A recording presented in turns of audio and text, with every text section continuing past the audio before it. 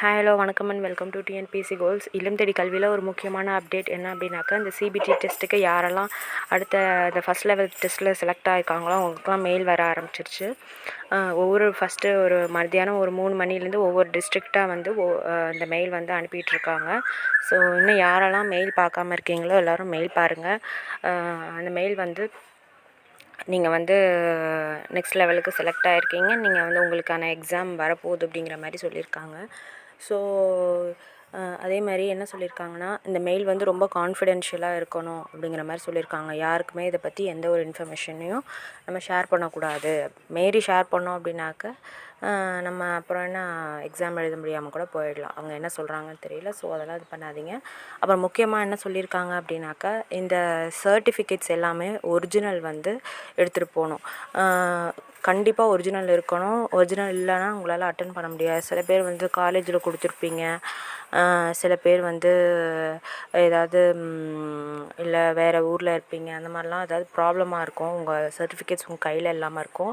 ஆனால் கண்டிப்பாக எக்ஸாமுக்கு ஒரிஜினல் சர்டிஃபிகேட்ஸையும் மார்க் ஷீட்டையும் நம்ம எடுத்துகிட்டு போகணும். இல்லைனா எக்ஸாமை வந்து அட்டன் பண்ண விட மாட்டாங்க. ஏன் அப்படின்னாக்கா, அடுத்து நமக்கு இதுதான் லாஸ்ட் லெவல் டெஸ்ட்டாக இருக்கும் அப்படிங்கிறதுனால இது பண்ணிவிடுவாங்க. இதுதான் நமக்கு ஒரே ஆப்ஷனாக இருக்கும். ஸோ நம்ம வந்து சர்டிஃபிகேட்ஸ் வந்து ஒரிஜினல் தான் ப்ரொடியூஸ் பண்ணணும். ஜெராக்ஸ் எல்லாம் நம்ம கொண்டு போய் காட்டிடக்கூடாது. ஸோ அது ரொம்ப முக்கியமான ஒரு விஷயம். அப்புறம் இந்த மெயிலை வந்து நீங்கள் ஜெராக்ஸ் எடுத்துகிட்டு போகணும் அப்படின்னு சொல்லியிருக்காங்க. ஒரு ரெண்டு செட்டு வந்து ஜெராக்ஸ் எடுத்துக்காங்க. இந்த மாதிரி இந்த நமக்கு ரிசீவ் ஆகிருக்க அந்த மெயிலை. ஸோ ஃபஸ்ட்டு வந்து அந்த சர்டிஃபிகேட் வெரிஃபிகேஷன் நடக்கும். தென் அதுக்கப்புறம் தான் வந்து அடுத்த அந்த டெஸ்ட்டில் வந்து நடக்கும். ஸோ எல்லாம் வந்து கரெக்டாக பார்த்துக்கோங்க. இது வந்து நம்ம ஒழுங்காக ப்ராசஸ் பண்ணலை அப்படின்னாக்கா இந்த டெஸ்ட் எழுத முடியாமல் போயிடும். நம்மளோட ஐடி கார்டு வேணும், ஆதார் கார்டு வேணும். ஸோ அதெல்லாம் கரெக்டாக எடுத்துக்கோங்க.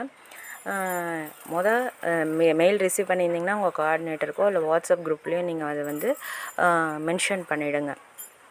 வேறு எதுவும் உங்களுக்கு டவுட்ஸ் இருக்குது, இல்லை இந்த மாதிரி சர்டிஃபிகேட்டில் எதுவும் ப்ராப்ளம் இருக்குது அப்படி இப்படின்னாக்கா ஃபஸ்ட்டு உங்கள் கோஆர்டினேட்டர்கிட்ட நீங்கள் கேட்டு பாருங்கள். உங்களுக்கு இதையும் தாண்டி ஏதாவது உங்களுக்கு குவரிஸ் எதுவும் டவுட் இருக்குது அப்படின்னாக்கா என்னை கேளுங்க. என்னால் முடிஞ்ச வரைக்கும் நான் என்னோடய கமெண்ட் செக்ஷனில் உங்களுக்கான பதிலை சொல்கிறேன். ஸோ இந்த வீடியோ உங்களுக்கு பிடிச்சிருந்துச்சுன்னா மறக்காமல் லைக் பண்ணி விடுங்க. நம்ம சேனலை சப்போர்ட் பண்ணுங்கள்.